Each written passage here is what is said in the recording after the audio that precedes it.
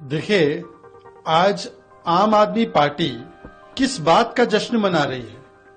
अंतरिम बेल को संपूर्ण राहत और दोषमुक्त होकर प्रस्तुत करने की जो चेष्टा कर रहे हैं, ना अरविंद केजरीवाल जी जेल से बाहर आ रहे हैं, ना अरविंद केजरीवाल जी को दोषमुक्त कहा गया है। उल्टा आज के ही सुप्रीम कोर्ट के इस आदेश में उन्हें नसीहत और उन्हें सलाह दी गई है कि संवैधानिक पद पर बैठे हुए व्यक्ति के ऊपर जब इस प्रकार के गंभीर आरोप लगते हैं तो उनको तय करना चाहिए कि क्या वो मुख्यमंत्री के रूप में कंटिन्यू कर सकते हैं या उनको इस्तीफा दे देना चाहिए। तो आज तो इस नसीहत को मानते हुए, आदेश की तरह लेते हुए अरविंद केजरीवाल को इस्तीफा दे देना चाहिए। हकीकत तो यह है कि यदि अंतरिम राहत दोषमुक्त होने का प्रमाण बन जाता है तो फिर तो मनीष सिसोदिया को अब तक बेल भी नहीं मिली है। इसका मतलब वो दोषी है। मुझे लगता है इस प्रकार के कुतर्कों से बचना चाहिए और जो मूल सवाल है वो केवल इतना है कि अरविंद केजरीवाल जी जो शराब घोटाले के सरगना है, जो शराब घोटाले के मास्टरमाइंड है, उनको क्या किसी ने भी क्लीन चिट दी है?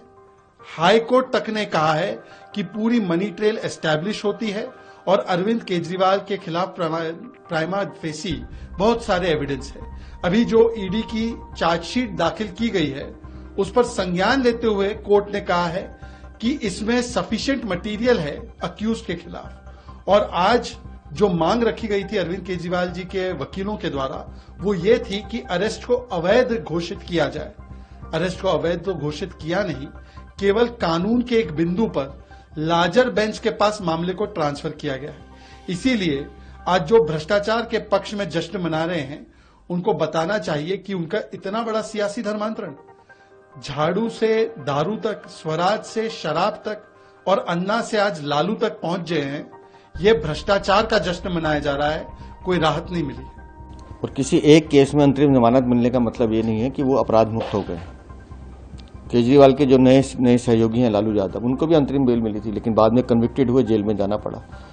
शराब नीति में जो घोटाला, जो चोरी आम आदमी पार्टी ने की है, अरविंद केजरीवाल ने की है, उसमें वो दोषी हैं। उन्होंने चोरी की है, लगातार उसका साक्ष्य जांच एजेंसी न्यायालय के सामने रख रही है और उस पर निर्णय अभी बाकी है।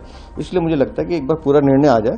इनके घोटालों की परत दर परत खुल रही है, इनके कई सेरा नेता उस घोटाले में शामिल है, वो सबके सामने आएगा। आतिशी और सौरभ भारद्वाज को तैयार रहना चाहिए कि अरविंद केजरीवाल जो शराब घोटाले के मुख्य अभियुक्त हैं, उन्होंने इनका भी नाम लिया है कि विजय नायर जो इस शराब घोटाले में शामिल है वो आतिशी और सौरभ भारद्वाज को रिपोर्ट करता था। पुनः आम आदमी पार्टी जनता को और मीडिया को गुमराह कर रही है। माननीय अरविंद केजरीवाल जी की जो पिटिशन थी सुप्रीम कोर्ट में, चाहे वो ट्रायल कोर्ट हो, चाहे हाई कोर्ट हो, चाहे सुप्रीम कोर्ट हो, उनकी प्रेयर थी कि आप मेरी अरेस्ट को अवैध डिक्लेयर करिए। लेकिन सुप्रीम कोर्ट ने उनकी इस प्रेयर पर कोई राहत नहीं दी है, बल्कि इस मैटर को एक लार्जर बेंच को रिफर कर दिया है। सुप्रीम कोर्ट ने तो एक सील ऑफ अप्रूवल लगाई है। सुप्रीम कोर्ट ने ये पाया है कि माननीय मुख्यमंत्री अरविंद केजरीवाल जी शराब घोटाले में मनी लॉन्ड्रिंग के ऑफेंस के गिल्टी हैं, दोषी हैं, और इसीलिए ये भी कहा कि सेक्शन 19 पीएमएलए की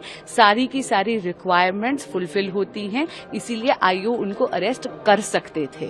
ये जो इंटरिम बेल मिली है ये बस इसलिए मिली है क्योंकि एक point of law larger bench को भेजा गया है।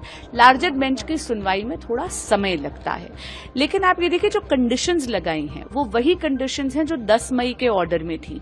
यानी ना वो सीएम के ऑफिस जा सकते हैं, ना माननीय मुख्यमंत्री अरविंद केजरीवाल जी किसी फाइल पे साइन कर सकते हैं अनलेस वो फाइल उनको एलजी ऑफिस में फॉरवर्ड करनी है।